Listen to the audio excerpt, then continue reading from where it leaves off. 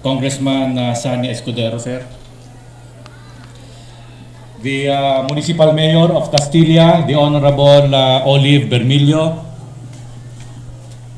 and the Honorable Vice Mayor, the Honorable Isagani Mendoza, Municipal Councilors, Alex Soto, the founder of Castilla Residents in Metro Manila Association, the Honorable Antonio Bubut Ortiz, Barangay Captain of this barangay,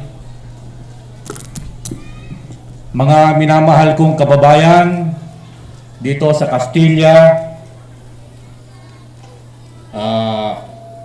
nais ko ring batiin ang mga kasama ko po sa Sandatahang Lakas ng Pilipinas,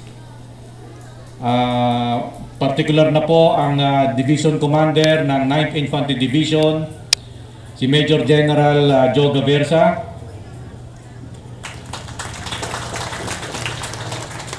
Andyan din po ang Deputy Commander ng Southern Luzon Command, Commodore Arnel Gonzales.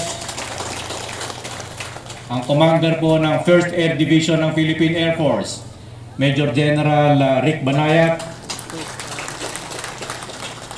Ang Brigade Commander ng 903rd Brigade, Colonel June Castro.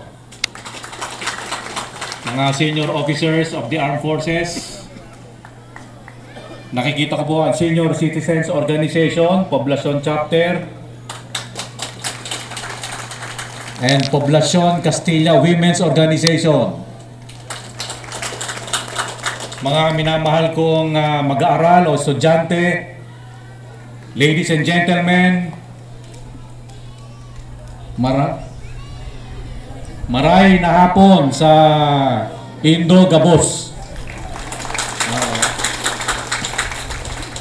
To be perfectly honest, I'm still pleasantly overwhelmed by the warm reception the town of Castilla has given me today. It makes me truly proud to say that this was the place where I was born, even though I did not have the luxury of growing up here. Before coming here last Saturday, tinawagan ko po ang aking ina na kasalukuyan pong naninirahan sa Estados Unidos. At sinabi ko sa kanya na pupunta ako ng Castilla. At siya ay nagsimula ng magkwento sa akin. Una, sinabi niya pinanganak ako doon sa bahay ng pamilyang Arellano. At pagkatapos noon ay nanirahan kami sa tapat ng munisipyo. Dito yun di ba? It's somewhere there in front. At nabanggit na rin ang mga pangalang Dolores, Tinay, at Henedina. Sila po ang mga nag-alaga sa amin nung kami po ay maliliit pa dito po sa Castilla, Sorsogon. At bago po kami umalis patungong Manila nung ako po ay 2 taong gulang. Many of our elders probably still remember my late father. By the way, my father passed away last year, July of last year. Dr. Eduardo Oban, who served the people of Castilla as a doctor of the barrios. I was only 2 years old when we left here and moved to Manila, where I spent my formative years. Naalala ko yung tatay ko mula sa Castilla, naging rural health officer din sa Gubat. At natatandaan ko rin na pagka summer vacation, pumupunta po kami ng Gubat. At doon po ako nag-spend ng aking summer vacation sa Gubat, Sorsogon. Naalala ko rin na kami lulan ng tren mula Maynila hanggang Legazpi. Yun po yung aking memories tungkol po dito sa Sorsogon. Isa pa pong naalala ko nung nasa Gubat po ako, pagdating ng alas 6 ng gabi, tutunog ang kampana ng simbahan. Lahat ng tao hihinto at magdarasal. Sa palagay ko hanggang ngayon, nagiging practice na rin po ito sa kabuuan ng Bicol Region. Maganda pong maibalik natin ang huminto at magdasal tuwing Angelus. By the way, pinanganak po ako ng December 13, 1955. Ang oras po ay Angelus time. Alas 6 Martes.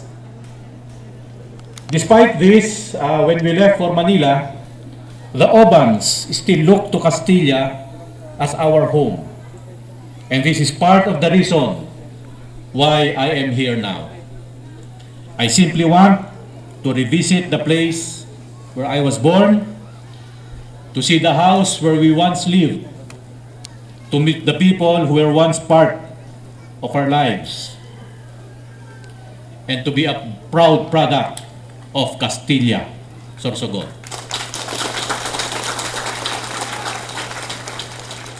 God Dr. Jose Rizal is famous for saying, ang hindi marunong lumingon sa pinanggalingan ay hindi makakarating sa paroroonan.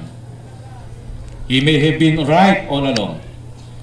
I wouldn't have gotten to where I am today if not for the people who have helped and influenced me in my life. And Castilla was a very significant part of my past. And for that reason, I have come back home to pay my respects and refamiliarize myself with my roots. Kayo po ang dahilan sa aking pagbabalik. Ika nga sa isang awitin ni Gary Valenciano, kahit tagal mo nang nawala, babalik at babalik ka rin. At kayo po ay makakasiguro na babalik at babalik po sa Castilla ang inyong abang lingkod, si Ginoong Ed Oban Jr. Nung ako po'y pinanganak, pinangalanan po akong Bubut. Nung nagpunta po kaming Manila, naging boy ako. Nung pumasok po ako ng Philippine Military Academy, Ed na po ako. So lahat po yan, ako yan, ang inyong abang lingkod. With that said, I humbly thank the people of Castilla for this recognition, and I can say that now, I have truly come home. Diyos Mabalos, Castilla, my home sweet home, mabuhay po kayong lahat. Magandang hapon.